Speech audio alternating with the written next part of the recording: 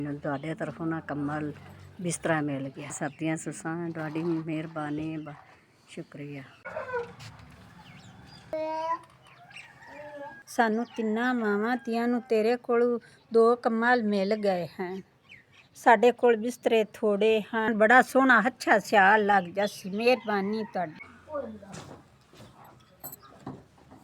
ਮੈਨੂੰ ਬਿਸਤਰਾ ਮਿਲ ਗਿਆ, ਤੁਹਾਡੀ ਬੜੀ ਮਿਹਰਬਾਨੀ।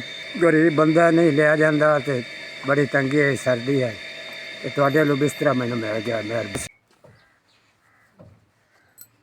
2 ਕੰਬਲ ਤੁਹਾਡੇ ਨੂੰ ਮਿਲ ਗਏ। ਨਹੀਂ ਬਿਸਤਰਾ ਕੋਈ ਨਾ, ਬੱਚੇ ਨਿੱਕੇ ਨਿੱਕੇ ਆਏ ਦੋਵੇਂ ਤੁਹਾਡੇ ਨੂੰ ਮਿਲ ਗਏ ਨੇ। ਤੁਹਾਡਾ ਸ਼ੁਕਰੀਆ।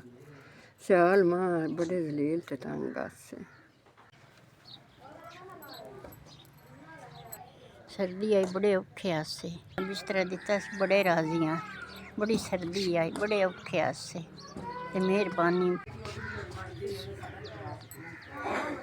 ਤੁਹਾਡੇ ਮਨੋਂ ਨਾ ਮੈਨੂੰ ਆ ਕੰਬਲ ਠੀਕ ਹੈ, ਮੇਰੇ ਹੱਥ 'ਚ ਹੈ।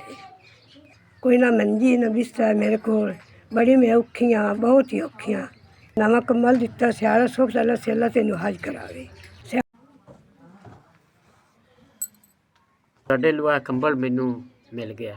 ਤੁਹਾਡੀ ਬੜੀ ਮਿਹਰਬਾਨੀ ਹੈ। ਤੁਸੀਂ ਕੰਬਲ ਮੈਨੂੰ ਦਿੱਤਾ, ਬਿਸਤਰਾ ਕੋਈ ਨਹੀਂ ਆ ਤਾਂ ਵਜ੍ਹਾ ਤੋਂ ਕੰਬਲ ਲੱਭਣ ਆਇਆ।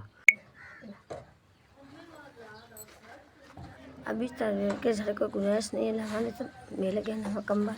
सियाल सब खाने छोटे छोटे बच्चे नवा कंबल दे तब तो दुआओं इंसान